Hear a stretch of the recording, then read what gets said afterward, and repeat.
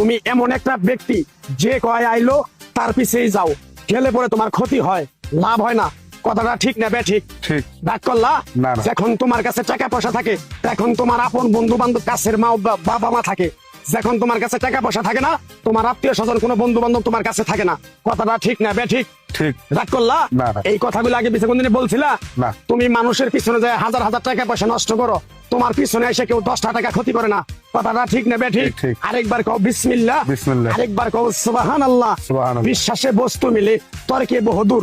তোমার যে কথাগুলো বলছি সত্য বলছি না মিথ্যা বলছি? সত্য। তুমি এমন একটা ব্যক্তি, মানুষের দুঃখ কষ্ট দেখতে পারো না, তার পাশে যাই দাঁড়াও, তারা এসে তোমার পিছন থেকে ক্ষতি করার জন্য ঘুরে।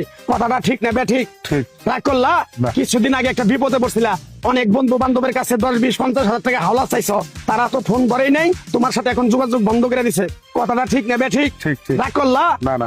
এই তাবিজ গাছ গাছরা দিয়া কারো কাছে টাকা পয়সা নিয়ে খাই না, তোর কাছ থেকে সামান্য কিছু টাকা নিয়ে আমি একসঙ্গে হোটেলে খামু, দিতে পারবি? পারবো। পারবি? পারবো। হাইট লাগবো না, তোর মনটা খুবই বড়। কেউ 50 টাকা চাইলে তার 5,000 টাকা দিয়ে দেস। কথাটা কি করছি বুঝতে পারছ? জি। আরেকবার কবি বিসমিল্লাহ। বিসমিল্লাহ। বিসমিল্লাহ বলার সাথে সাথে তুই আমারে 500 টাকা দিবি, তোর এক টুকরা গাছ দিয়ে যাবো।